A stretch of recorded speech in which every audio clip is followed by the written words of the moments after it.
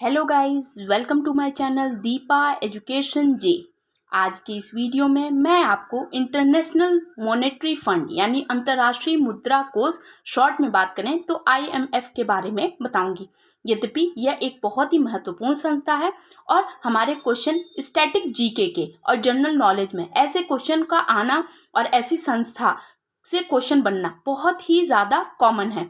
और previous paper आप किसी भी सेट का उठा के देखिए, किसी भी एग्ज़ाम का उठा के देखिए, एसटेट या आप एसएससी का या वनडे का कोई भी एग्ज़ाम उठा के देखिए, एक महत्वपूर्ण संस्था से जो अंतर्राष्ट्रीय संस्था है उससे संबंधित या उसके मुख्यालय से या उसके संस्थापक से या उसकी स्थापना वर्ष से क्वेश्चन आया हुआ है। तो आईएमएफ जो है वो बहुत ही महत्वपूर्ण संस्था है, इसलिए आज मैं आपको अंतर्राष्ट्रीय मुद्रा कोष के बारे में बताऊंगी। तो सबसे पहले जो हमारे इस चैनल पर नए हैं, प्लीज़ मेरे चैनल के लिए आप मेरे इस चैनल को सब्सक्राइब कीजिए, बेल आइकन को प्रेस कीजिए ताकि आगे आने वाली नोटिफिकेशन आपको मिलती रहे। इसके अलावा मैं आपको बताना चाहती हूँ, बिल्कुल हैंड रिटन नोट्स हैं, कंटेंट बिल्कुल क्लियर और बहुत ही ईजी लैंग्वेज में हैं। एक बार पढ़ने पर आपको बिल्कुल कोई भी वीडियो आप देख लीजिए, कोई भी वीडियो आपको देखने के बाद से एक बार ही आप देखेंगे, आपको वो चीज़ें याद हो जाएंगी। तो लेट्स स्टार्ट। अंतर्राष्ट्रीय मुद्रा कोष इसे क्या कहते हैं? तो सबसे पहले हम जानते हैं कि इसकी स्थापना कब हुई। तो जुलाई 1944 में Bretton Woods, New Hampshire, USA में इसकी स्थापना हुई। वेरी इंपॉर्टेंट है, इससे आपके स्थापना वर्ष का सन पूछा जा सकता है। दूसरा हम जानते हैं कि प्रबंध निदेशक कौन है। तो वर्तमान में इसकी प्रबंध निर्देशक हैं क्रिस्टलिना जॉर्जीवा। मैं आपको बताना चाहती हूँ पहली बात कि किसी भी संस्था में उनके प्रबंध निदेशक, उनकी स्थापना वर्ष दोनों बहुत ही ज़्यादा महत्वपूर्ण होते हैं। इसके अलावा हम जानते हैं कि आईएमएफ क्या होती है, ये कैसी संस्था होती है और इसका कार्य क्या होता है। तो मैं आपको बताना चाहती हूँ कि यह एक अंतर्राष्ट्रीय संस्था है जो अपने सदस्य राष्ट्रों को वैश्विक आर्थिक स्थिति पर दृष्टि रखने का कार्य करती है। यानी आईएमएफ एक ऐसी संस्था के रूप में कार्य करती है जो किसी भी देश में, जो इसके सदस्य देश हैं, उन सदस्य देशों पर आर्थिक स्थिति कैसी है, आर्थिक स्थिति पर दृष्टि रखने का कार्य करती है। तो यानी इट मीन्स इकोनॉमिक रिपोर्ट को तैयार करती है और निगरानी करती है। तो ये बहुत ही महत्वपूर्ण संस्था होती है। आगे हम देखते हैं इसका मुख्यालय कहाँ है। तो अंतर्राष्ट्रीय मुद्रा कोष का मुख्यालय है वॉशिंगटन डीसी में।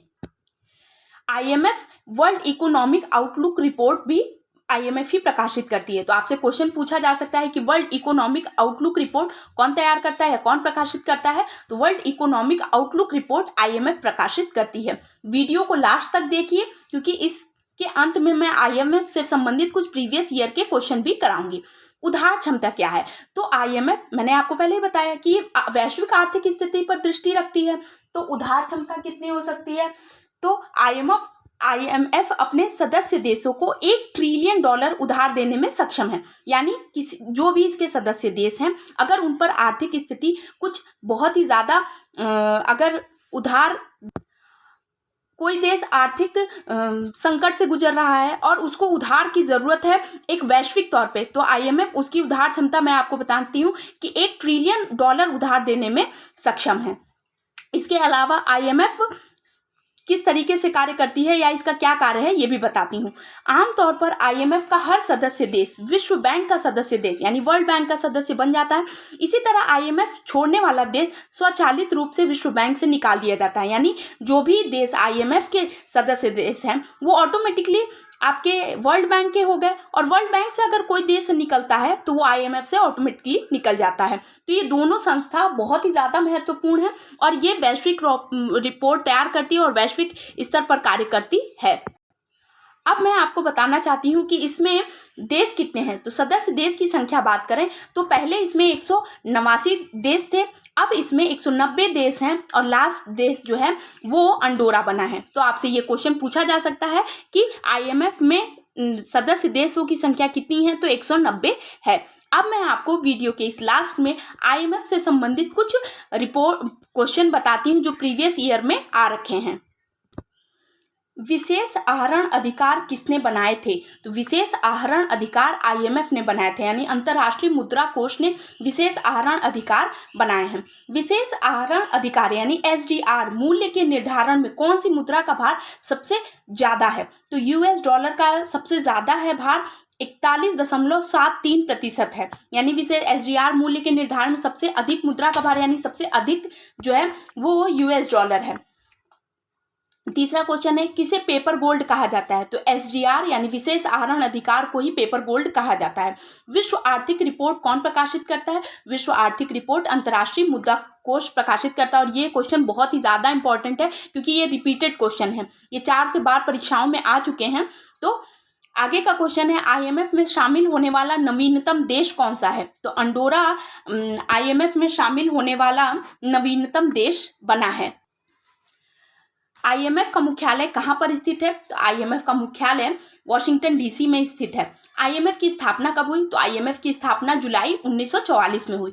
क्या भारत IMF का सदस्य है? हाँ, भारत IMF का सदस्य देश है। ये भी बहुत इंपॉर्टेंट है क्योंकि क्वेश्चन अब किसी भी संस्था से भारत का क्या संबंध है, क्या भारत इनका सदस्य देश है या नहीं है, ये भी बहुत इंपॉर्टेंट हो जाता है। तो हाँ, 1945 से ही भारत IMF का सदस्य देश बना।